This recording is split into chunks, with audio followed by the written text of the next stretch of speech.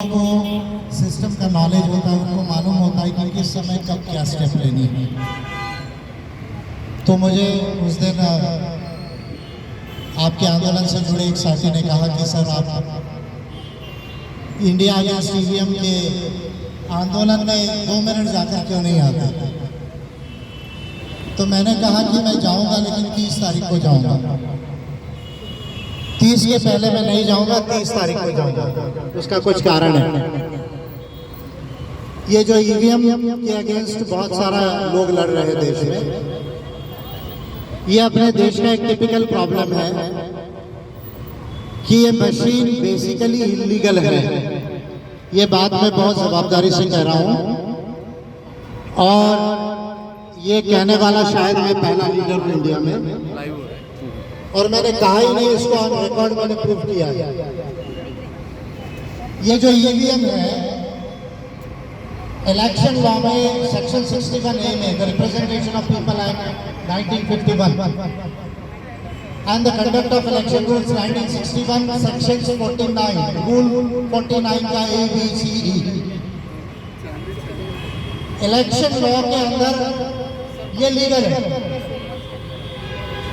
लेकिन जब हम साइबर लॉ देखते हैं, कंप्यूटर लॉ देखते हैं, जिसका लीगल नेम है द इंफॉर्मेशन टेक्नोलॉजी एक्ट 2000, तो EVM is basically a computer.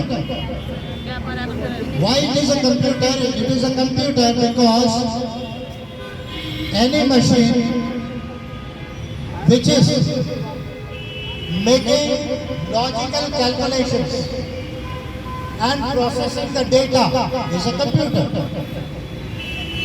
और अगर ये कंप्यूटर है तो इस पर इंफॉर्मेशन टेक्नोलॉजी एक्ट अप्लाई होता है। लेकिन आज तक इंडियन हिस्ट्री में किसी भी पॉलिटिकल पार्टी ने, किसी भी सोशल ऑर्गेनाइजेशन ने, किसी भी एनजीओ ने या किसी भी कैंपेन ने इसको लीगल फॉर्म में टेकअप नहीं किया। I am the first leader of India जिसने इसको ऑन रिकॉर्ड टेकअप किया। इलेक्शन कमीशन ऑफ इंडिया को 23 जनवरी को पिटीशन किया, 29 जनवरी को पिटीशन किया, 8 फरवरी को पिटीशन किया। 3 पिटीशंस मैंने जनवरी और फरवरी में की। मुझे मालूम था इलेक्शन कमीशन ऑफ इंडिया इसका रिप्लाई नहीं देगा। आई न्यू दैट, क्योंकि मुझे मालूम है कि वो इलीगल काम कर रहा है, और अगर वो इलीगल काम कर रहा है तो वो लॉ के अनुसार आंसर नहीं देगा, मुझे मालूम था। तो 22 फरवरी को मैंने ये जो 3 पिटीशंस थी उसको चीफ जस्टिस ऑफ इंडिया के आगे ले जाने की एक शो मोटो प्रोसीजर होती है, वो की। मुझे ये भी मालूम था कि सुप्रीम कोर्ट ऑफ इंडिया में भी समय लगेगा, तो इस चुनाव का क्या? तो चुनाव तो ईवीएम से होगा, क्योंकि रिप्रेजेंटेशन ऑफ पीपल एक्ट में उसको इवोक करके चुनाव कराया जा रहा है। तो मैंने इंडियन हिस्ट्री में सबसे पहली बार ये यूनिक मेथड निकाली जो आज तक इंडियन हिस्ट्री में कोई पॉलिटिकल पार्टी नहीं कर सकती। वो क्या है कि आप चुनाव को चैलेंज नहीं करेंगे, चुनाव को कंटेस्ट करते करते ईवीएम को चैलेंज करेंगे। और मैं जो 30 तारीख तक आप लोगों के पास नहीं आया, उसका ये कारण है कि पहले मुझे लीगल कैंडिडेट बनना था। Under the section 36(8) of the representation of people act 1951 मुझे लीगल कैंडिडेट बनना था। मैं लीगल कैंडिडेट बन गया, स्क्रूटिनी हो गई, आज सिंबल अलॉट हुए। मैंने रिटर्निंग ऑफिसर को, कलेक्टर को ये लीगल पिटीशन जो है वो फाइल की, और ये चीज नहीं मांग रहा हूं कि ये मशीन नंबर यहाँ जाएगी या वहां जाएगी।